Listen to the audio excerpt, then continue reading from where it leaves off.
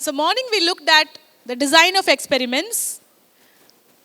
Professor Rajmohan sir was explaining to us how statistics, analyzing the various components, working with numbers, reasons, effects are going to be useful in research. But then, from the beginning of the 3-day session, all the professors have been talking about the kind of language you will be using in writing your research papers and research thesis. So this session is going to be focusing on the English language that is required for research. And to do this, I'm very glad to introduce my colleague, my senior colleague here from the Department of English, CEG, Professor Dr. P.R. Sujatha Priyadharshini, Madam.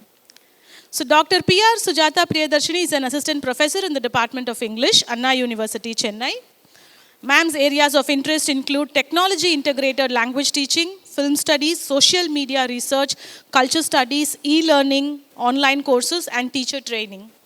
She is also currently holding the post of the president for LTI South Chennai chapter.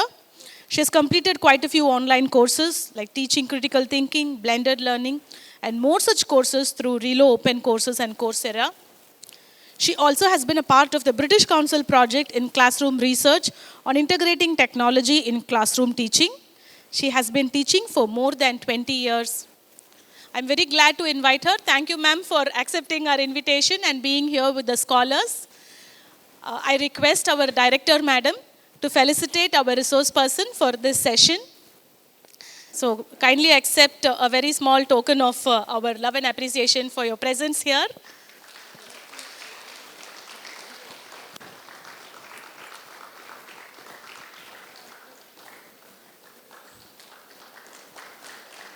Thank you, ma'am. So this session will go on for the next 45 minutes, and then we have another session. So worksheets will be distributed, and you are requested to actively participate and do the worksheets also. So over to madam. Thank you, ma'am. Thanks, Shubha. It's nice to have friends to give an introduction, you know. They say nice things about you. Anyway, thank you. First, let me congratulate the Center for Research for holding this. I think this is the third such induction program. So congratulations to the director and the deputy director. I think Shobha is here. I don't know, Dr. Kumaresan somewhere should be here, and one more Soundra. So because as a supervisor, or as even I was doing the research supervision for MPhils also earlier, one thing we noticed was when the research scholar is presenting or writing, there was always a problem there. Even a simple thing like when they were doing the presentation using a PowerPoint. How to put things in PowerPoint. Many of us use internet for browsing information. Cut, copy, paste. All of us know their smiles, I could see that. When you're pasting, some of us don't even remember to remove the hyperlink. So in the PowerPoint, you have those underlines. So copy edikadu kuda nama sariya copy edikka maatengrom. So the thing is, what we were trying to do is how to use the language effectively. I saw the schedule, actually, what Dr. Shubhat sent me. We have seen the schedule. Very interesting topics, research design, methodology, everything is fine. Concept to idea to concept to research, all that was fine. Everything after that, they send it, it comes back saying language correction. Some of my colleagues in core department, I have a friend in mechanical, wonderful, brilliant ideas. It comes back saying language correction. And when you read it, actually, if you see, it's not a blunder as in the person does not know English or anything. They are overflowing with the ideas and they want to actually convey what they have done. So they are so involved in it. There was one paragraph, one single sentence was one big paragraph. So what happens, it becomes so dense, comprehensibility becomes a problem. So this session, I think they gave me only 45 minutes. So we cannot cover complete about the language importance or language context needed for the research. We'll just touch briefly on the areas what I have seen it. Say, as a research scholar, what I have faced, as a research supervisor, what I have seen, I've just shared those things. And what we will do is 1 or 2 activities which we will do hands-on. That we will try to do. And I think participants in the online, they can try it on their own, looking at the on screen will display it. So what is the English for research? Now, most of you must have, language skills as such, see, again, most of us have English speaking skill. As a non-native speaker with English as a second language, India is actually years ahead in their language competency. Most of us have good language skills. But when it comes to research, there is a little further demand. So first thing, let's start with one small activity. Okay, I mean, very serious looking faces I don't like. I know research is a serious business, but sometimes you can also enjoy. The journey is more enjoyable. Because research is a discovery, it's an exploration, it's an adventure. So unless you enjoy it, how many years you think research journey is? Let's ask people who finish. Ma'am, how long, ma'am, research journey? 7 years. Shobha, yours? 4 years, full-time research. I did part-time, 7 years for me too. It becomes a lonely journey if you don't enjoy, if you don't feel the passion. It becomes frustrating. You could see most of the research scholars, by the end of their research, they're all looking all harried. They don't even know how they are dressed up, running around like a headless chicken. So sometimes you need to enjoy it. So let's do first thing. You're familiar with SWOT analysis? There are very senior people, management people. SWOT analysis, you know. Others, not all of us. We are not going to do a complete SWOT analysis. They gave you a scribbling pad, right? Take your pad, just write what are your strengths in English, using English. Listening, speaking, reading, writing. Nothing. I'm very good in listening to English lectures. Or I'm very good in speaking, only related to English. What are your strengths? What are your, should I call it weakness or area of improvement? See, which is positive? Area of improvement. So what are the areas you would like to improve on? Now this you're not going to submit. This is a self-reflective exercise. 2 minutes, please. What are your strengths? When I say strength, I could say I'm very good in writing. In fact, in my college, anything writing, my friends used to come and give it to me. Writing emails or letters, I'm very good at it. Or I'm very good in speaking. If I had a way, I would have spoken my thesis out. I wouldn't have written it. I'm very good in speaking. But what are my area of improvement? My writing, maybe grammar errors are there. Or I'm very lazy to write. No errors, but I'm very lazy. We are very popular for procrastination. Not today, tomorrow. We do that all the time. Whichever is true for you, write. Don't ask your friends. I don't think you're all... Any friends together? You're just getting to know each other here. Good.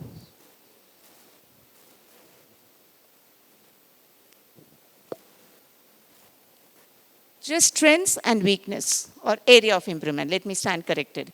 And this anyone can do. I think every 6 months, if a person does, it's good.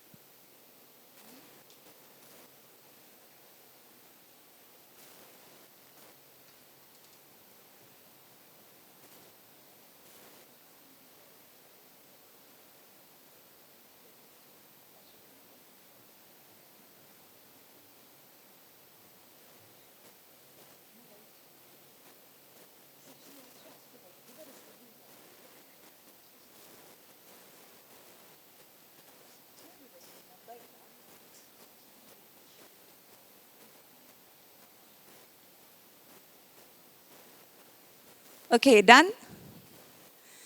See, this you're not going to submit. Keep this carefully. Look at where you need to improve and what steps you can take. Either you would know. It is not like you are very raw or you don't know anything. You yourself would know where you are lacking, how to fill that gap. or if you don't know, we are here to help. You can ask any one of us, or today itself you can say, okay, this is my area, what should I do? So this is a self-reflective. I want to start with this. Okay. So when it comes to research as such, one thing I've seen, conceptualizing your ideas. Again, see, I'm talking from my perspective as a supervisor when I meet students.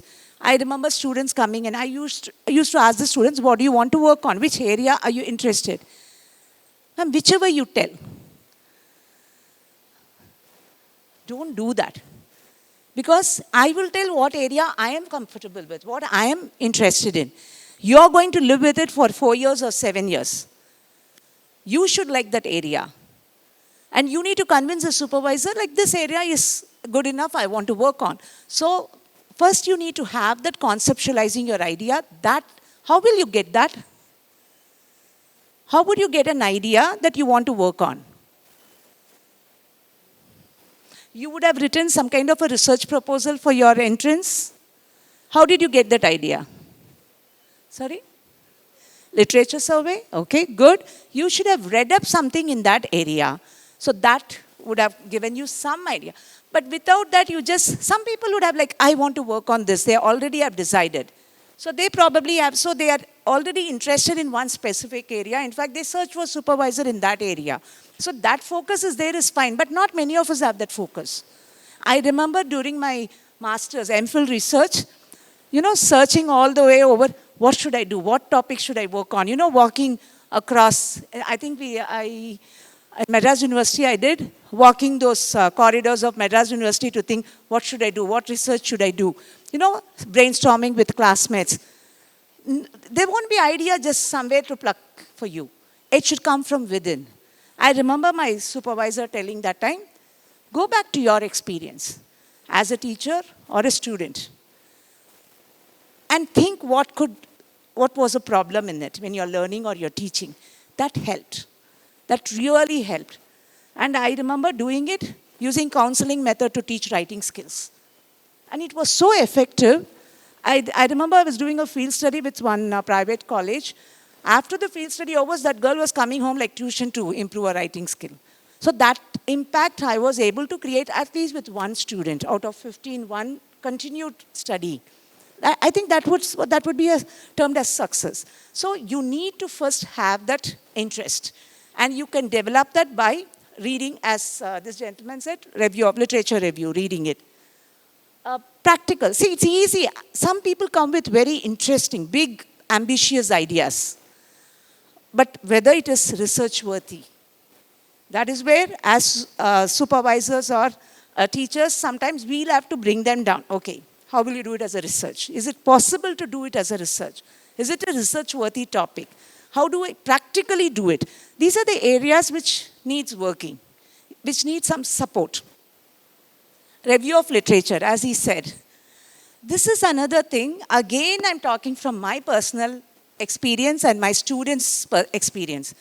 We usually tell the students, go read up and come. Do we teach them how to read? How to read? Do we, all of us know how to read? Is there any specific way to read? Is there anything we should teach on how to read? No, it will come automatically. No, I'll tell you what I did. When I was doing my literature review, as you said, we used to have to reference books we used to read. So when you're reading, I used to make notes from that. My notes will be bigger than the article I'm reading. And I will be reading everything. I was not that bad, but I was trying to put everything in the notes and then forgetting where I kept the notes. Then I will be spending more time in organizing the notes. But I've organized it so well, till date I'm not able to throw those notes away. Throw those material away because I have made the notes, I put an index so that even now if I want something I can go search it. I'm not able to throw it away. And I did my research PhD 2000. I think 2010. Yeah, 2010. 2009 I completed. I got my Viva. So 2008 I finished. What I'm saying is, we actually need some training on reading skill. Because when I remember telling one of my scholar, okay, read this book. And she is reading this for more than a week. I was like, why are you? No, I am in 150th page, ma'am. She's reading page by page. No. Is that where we read literature review? How do we read, sir? Yes? Huh? Yeah?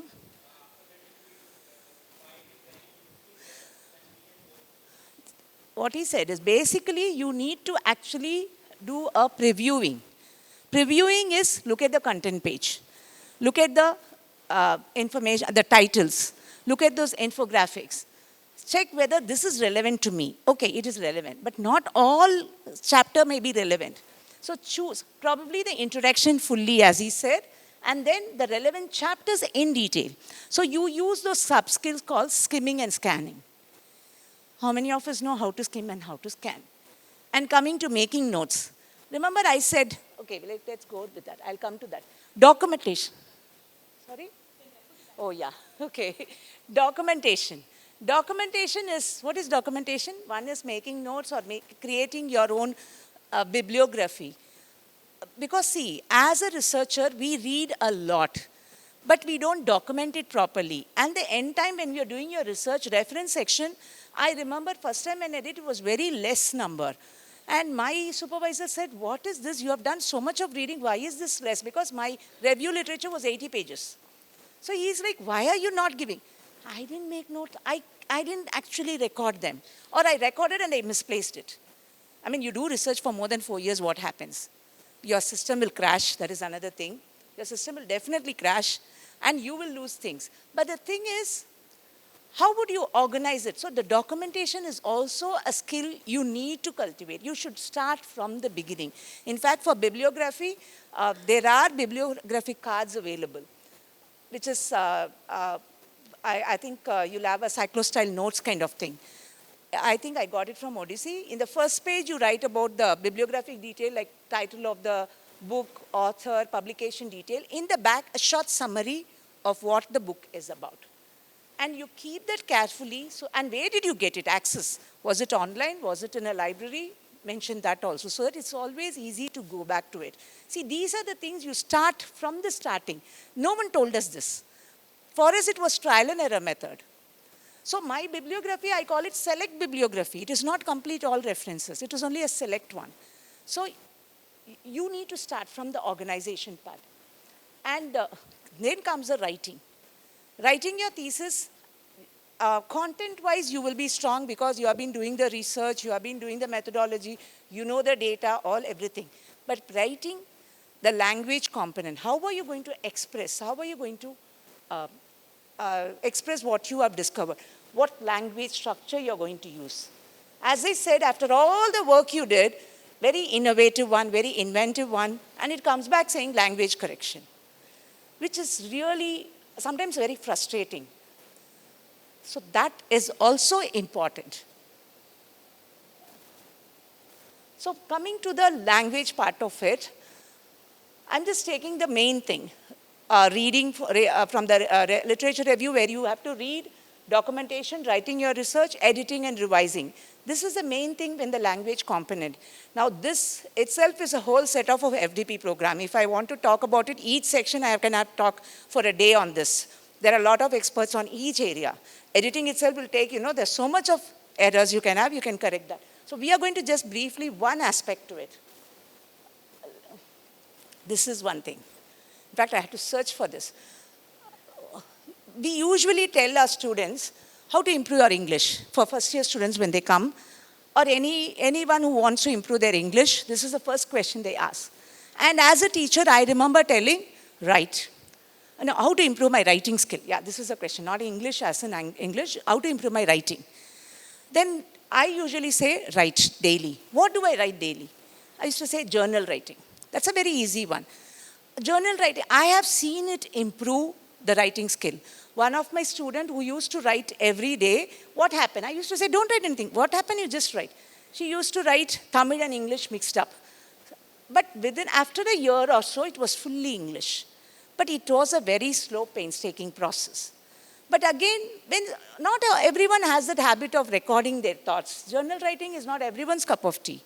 I remember when one of the conference we were discussing, one expert was saying, okay, you're asking them to write daily. What will they write? Unless I don't want to tell what I did every day. Every day I'm drinking, eating breakfast, going to college, eating lunch, coming home. I don't want to write that. So for them to write something, they should have read something. And for them to expose what is a good sentence structure, they should have had some exposure to good writing. So reading without, that is what I said, reading is the best teacher for writing. You need to read. By the way, how many of you have reading as a hobby? Anyone? Not reading the textbook, storybook or non-fiction, newspaper, anything. Oh, younger people are also there. What do you read, ma? Storybooks. Good. Let's see, one reading habit is there, it becomes a little easier. Otherwise, when you look at a book with 300 pages or something, I remember one colleague of mine, not here, I was working in a corporate, he came and said, I need to improve my English. As usual, we gave you read more, write more. No, when I look at a book, heavy book, I go to sleep. I think people are there who do, other non-readers would relate to that. But yes, you need to read. But again, coming to the reading related to research, that is a little different than reading a storybook or reading a newspaper. This requires other sub-skills like skimming and scanning. And I told about the note-making. Okay, wait. Before we talk about the skills, we'll stop for one small activity. Have you heard of speed reading? Speed reading. What is that? Within a time. Okay, what we are going to do is, I'm going to distribute one worksheet.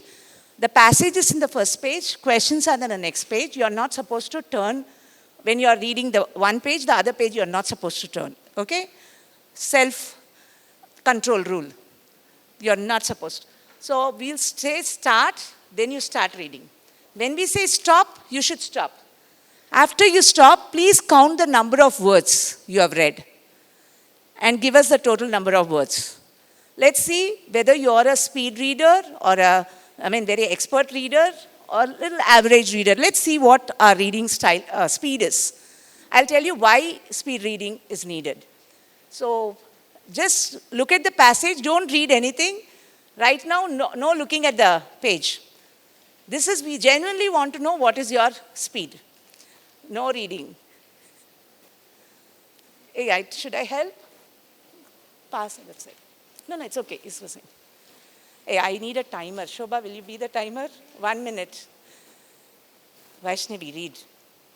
You're reading. You also, not that. Which page you are having?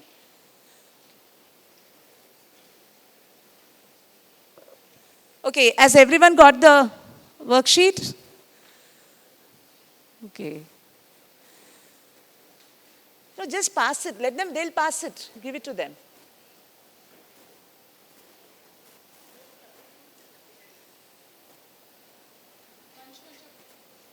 It's very sincerely distributed.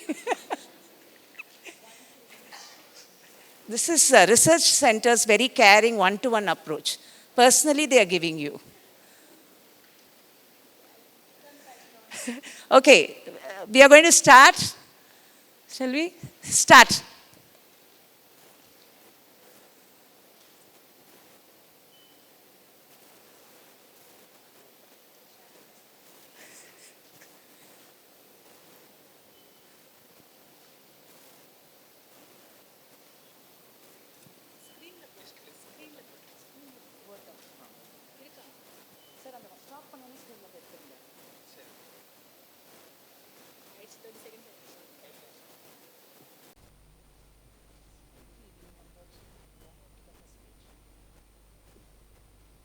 Those who have not got, we are displaying it on screen. You can read if possible. I don't know whether it's possible.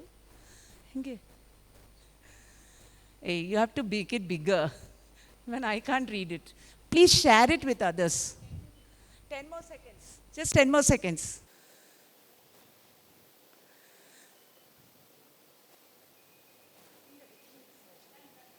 Okay, time's up. Stop. Please count the number of words. Be honest, you don't have to tell the numbers also. Just count the number of words, total the number of words you have read.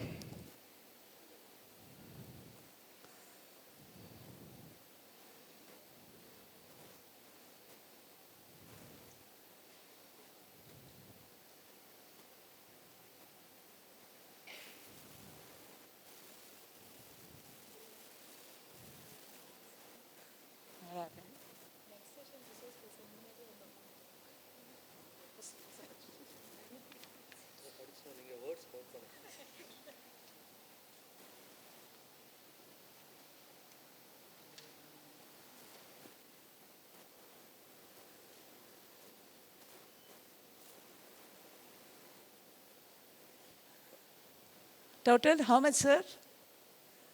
150. 1 minute, 150.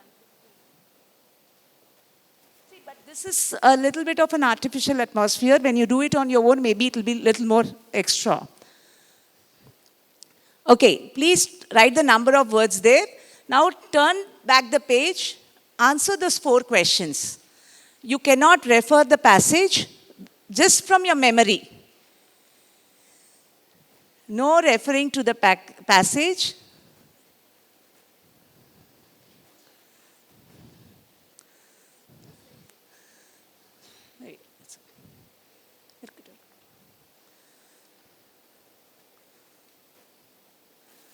Answered just 4 questions.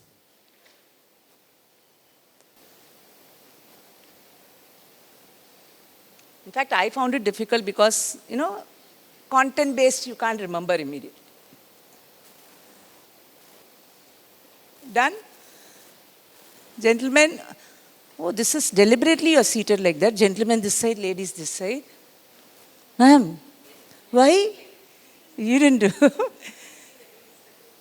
See, automatically, South Indians, we are very gender conscious. Okay, finished, gentlemen? So I'll ignore these few ladies in the front and I'll ask. Okay. These are the answers. Check out how many you got it right. Anyone 4 on 4? Wow. Wow, impressive. Then 100% comprehension you have got. You can convert it, your ladies also. Oh, good. I think I didn't get 4 on 4. I tried it out before giving it to you. I didn't get it.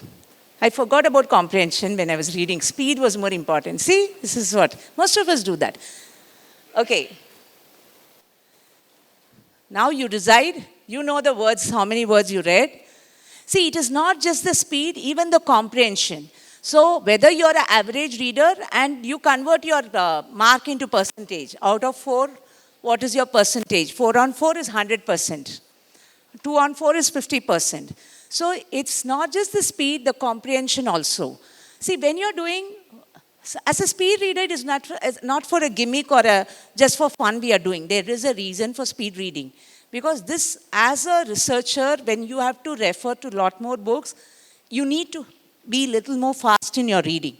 Speed reading really is, it has a lot more effect. We'll see that. Anyone speed reader here above 600 word per minute? I thought he was lifting his hand. Cameraman. Okay. Maybe, I don't know whether there are 600 words, but yes, within the minute, if you're any fast reader, 400 words? Wow. Good. Gentlemen, we have 100% also here, but here 100% is also there, some of them. Okay. See, why I'm talking about speed reading is, these are the reasons.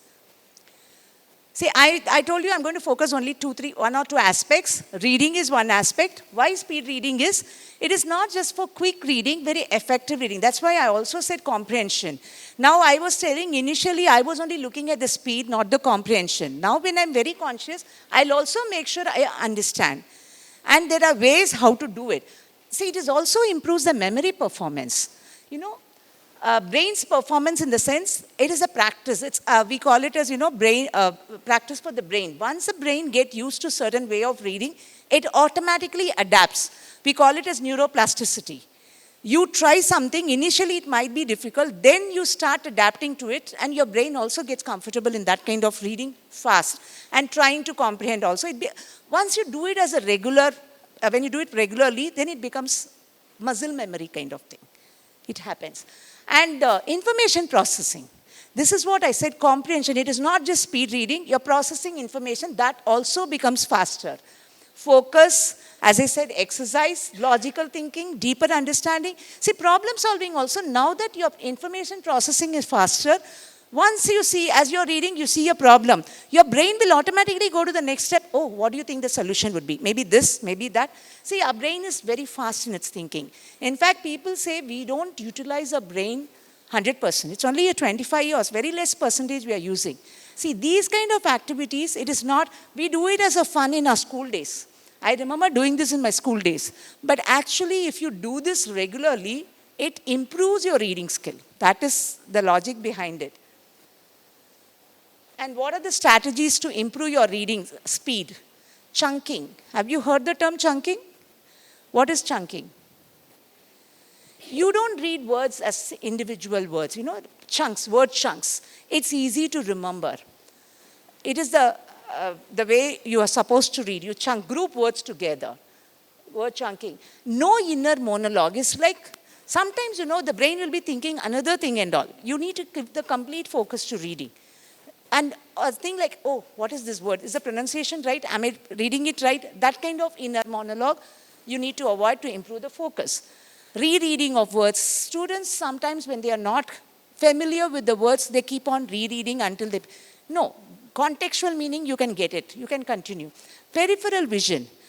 As you're reading, you see the paragraph, the peripheral vision says, oh, that is next solution paragraph is coming. So that kind of additional knowledge will help you. Sometimes using a timer. As I said, for practice, it works. Set a goal, like I need to read one chapter every day. These are the things, certain things I have tried. There are times when I try everything to improve my reading skill or improve my writing skill. All of us do that. You're supposed to do. That is why we are having this induction. Because these are some of the strategies we are telling that will help you improvise for your language skills or research skills as such. More practice. This is another thing. Use a marker. This, I have used it. It works very well. When I'm reading, highlighting certain things so that I know this place some important thing is there. I get back to it. So that is using a marker. Improving a vocabulary. Now when I'm reading, if I don't understand a word, sometimes it's like a break.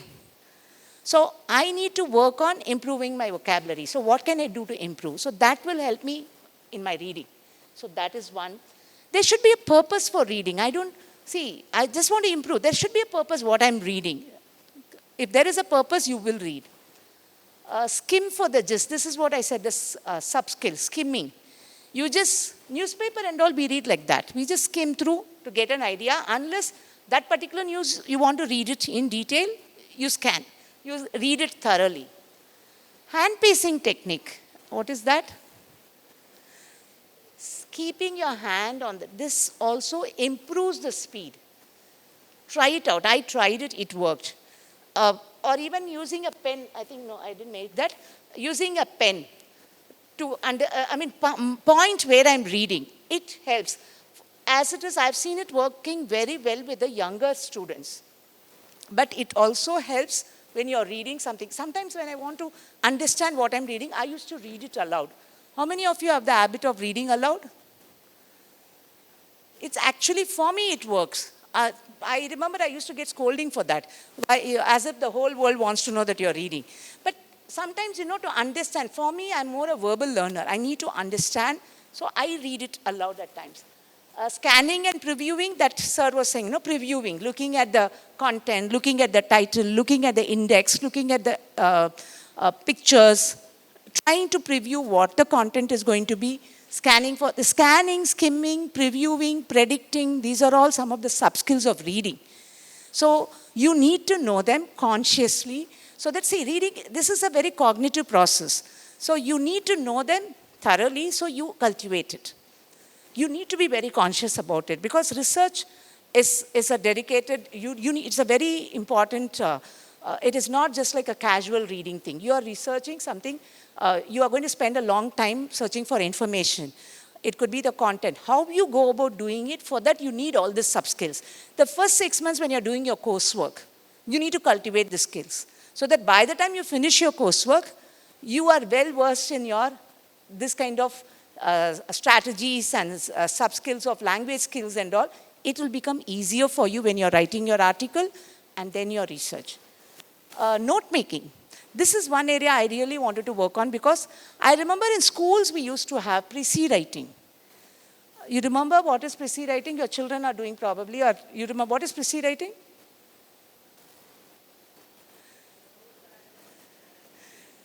Taking notes. A passage is given, you are supposed to shorten it into a short summary. So they usually tell us to make one draft, rough draft, and then making notes. What is note making? What is note taking? You've heard of it? No.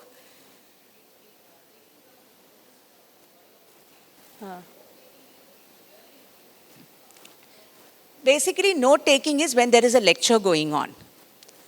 You take notes. Do you take notes? Did you take notes in your college, masters? You took notes? You took notes? I remember in our college these days, I think there will be one goody boy who take notes and they'll make photocopies. Okay. My research scholars, they are recording. I tend to talk little fast. I hope I'm not fast now. Faster. See, I'm sorry, I'm not able to change. So when I'm talking, I tend to rush. And that too when some ideas that I don't want to, sometimes, I'll forget what I'm saying. So someone asked me, what did you say? For me, like, I need to think back and say. So what these scholars do, ma'am, with your permission, they record. Taking notes is an art is dying now. But see, that is a skill in itself. They are recording. I don't know about other scholars. Your scholars do that, Shobha? No. So only my scholar is. No, but this is, I don't know whether there's, probably they don't want to miss out, that's what they're doing. But I know from my undergrad students, they don't take notes. I remember one Nachiyappa notes is still going around in computer science. And that was 6-7 years back, I think. I know that boy, I taught that boy, I know. They're still saying, ma'am, Nachiyappa notes is around. And some, even young faculty members refer, it seems. This is news to me. Anyway, coming back to this, taking note is basically lecture notes. Whereas note making is when you're reading, note down the important points and you make notes from it. This is more a conscious cognitive process. And here you make notes according to how you want it. Well, whereas taking notes, it should be fast. As the lecturer is saying, you need to take notes. Sometimes you may not have the right way. I don't know, people like me, my handwriting is gone thanks to the computers. So after taking notes, I can't even read what I wrote because I would have written it I would have scribbled through it. But making notes is where you actually consciously note down. But again, that also you don't stop with this. After that, what do you do? You people made notes, took notes, right, in your college. What did you do after that? You go back and refer to it? Sorry? Sometimes. Only during exams. I don't know. Sometimes I told you, I have that I'm telling from my own personal experience, misplace. Or even after working, I go to conference, I attend, I take notes and all that. And I used to put it in some scribbling pad and there'll be so many scribbling pads, I'll be searching for that. And when you want it, you won't get it. That I'm telling you from experience. But whereas as a college, as I was doing my research, I was making notes. Remember I told you, I made notes that sometimes the note was lengthier than actual content I was reading. So I thought somewhere I was going wrong. I actually explored this topic on note making. Okay. This is for note making. There is a linear format, pattern format, and a 3-column format. Linear format is just outline kind of thing. Topics, subtopics, like that, it goes. Whereas pattern format is you put visualizations. Maybe a map or a chart or some kind of a graphs. What they are saying, you put it in the visual. There are different styles of learning. Visual learners generally tend to do this. Or a 3-column format is in the left side, the key points, And the right side, your views, and in the bottom, summary. That is the 3-column format. Whereas in note taking, you have more variety. Visual chart format is there, mapping format, Cornell method is there, that's very popular. Cornell method is something similar like 3-column format. Since we are talking more related to writing, I thought these 3 are the 3 styles. See, again, I don't believe in testing the note making because I used to object to it. This is something personal, how you are going to make notes. You can't say this is the only way. You probably can develop your own style. But you need to make notes. After making notes, what next? Probably rephrase it, write a short summary of it. Then that goes, retains in your, the process of retaining is more there. You don't leave it at that. After that particular book is over, you take the notes, redo it, rephrase it, summarize it, so you will remember it better. Otherwise, I'm telling from my personal experience, it's not easy. I mean, maybe you're very good memory skills, then you probably. Normal people like me, we won't remember. It's better if you summarize it, you will remember it, and you have a database where you keep that there. In fact, I have been doing this now, review of literature in an Excel sheet. We put that in an Excel sheet where it's there in the system, or put it in a Google Drive is much better, where the text, the author, access detail, summary. From the notes, I would have made a summary. That I record it and keep it. So it is there for me. Keywords also, if I give, I can search it even easily. These are some of the strategies. It worked for me. It's not during PhD. PhD was all trial and error. After that, when I was doing some projects, I learned this. In fact, we went through each process how to do. The strategies, the support system is really helpful. So these are the 3 things which you need to look at. Readability, comprehensibility, and language structure. Language structure, quite a few materials are there. I think Center for Research, earlier 2 videos. One, I think Dr. Shobha spoke about language structure, so I'm not going in detail about it. Readability and comprehensive. Readability is, what is readability? See, when you look at some book, it should make you feel, I want to read this. It looks cramped, full. You know, our students write their answers like that. 1-page paragraph. You don't feel like reading at all. Proper paragraphing, subheading, this makes it easier to read. Comprehensibility is how dense the passage is. Is it understandable? See, there are some people who try to use what all words they know they want to put it there. I want to use high-flying words. No. English is not using very complex words. A good English is conveying what you want to convey in simple language, which is understood by the reader. And simple in the sense it is not always basic language. How effectively you're using the words, that makes a difference. You know, there are people who deliberately make it very dense. You know, they want to sound, that is what, they want to sound very highly academic. So there are too many words put together which conveys nothing. They end up that. You know, you read 4 lines. I remember asking one scholar, what are you trying to say? No, I am trying to say that if you do this, your writing will improve. Why don't you tell that? Why do we have to see, we are trying to show off your intelligence, and in that, comprehensibility is lost. And one thing, I mean, we have done a lot of editing of technical thesis. So majority are all from technical background. What we have noticed is, you have so much information to say, you're so busy telling that, you forget the reader. What you're trying to say gets lost in that information. We used to have one sentence going off to paragraphs. So our main job was to editing it, cutting it, making it simpler. That's what I wanted to focus on, the readability. Now, how readability gets affected is this. A sentence less than, if it is more than 30, it is too lengthy. And structure, sometimes you can't always have a simple sentence. Sometimes compound sentence, complex sentence are there. We will be using, but there is no proper structure is not followed. The compound words are very popularly used in the technical thesis.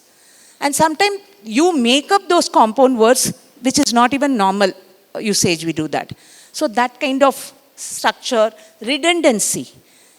repeating information twice or where it is not needed, or ambiguity or lack of clarity. This is one area. Ambiguity means what you're trying to say is not clear. That is because you're using too much words which is not actually conveying the meaning.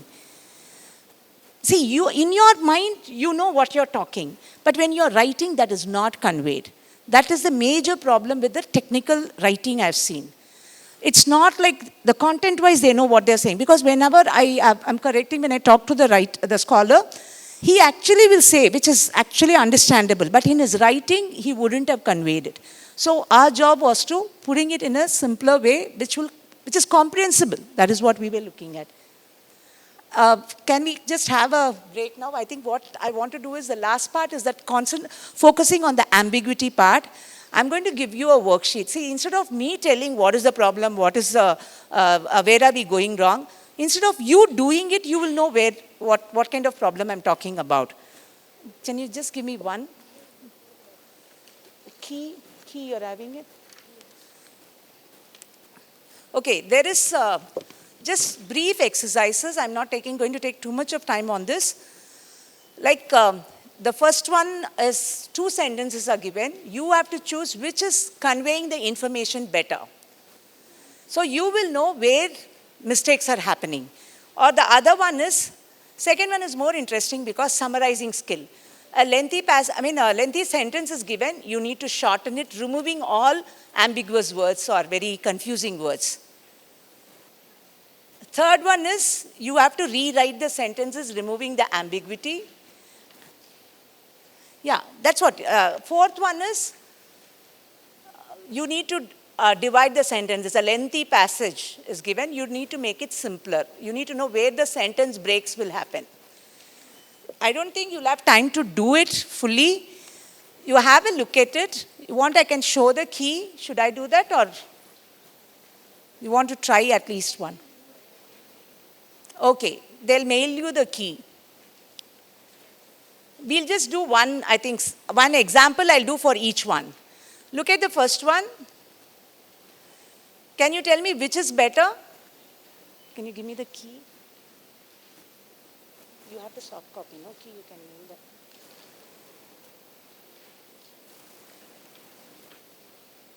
that. Which is better, first one? A or B? B. Why? Highlighted in patents doesn't make sense. B is the correct answer. Likewise, you need to check. What about the second one? You need to summarize it in your own words. People whose professional activity lies in the field of politics are not, on the whole, conspicuous for their respect for factual accuracy. People whose professional activity lies in the field of politics, who are they? Politicians. See, how can you make it very difficult? This is politicians, and what is the other part? The answer is politicians often lie. That's it. This is, I'm not talking about any specific person. It is an example sentence. Third one is rewrite the sentence, removing the ambiguity. I'm just giving one example sentence for each one. That's it. The department cannot have too many inspectors on duty during peak hours.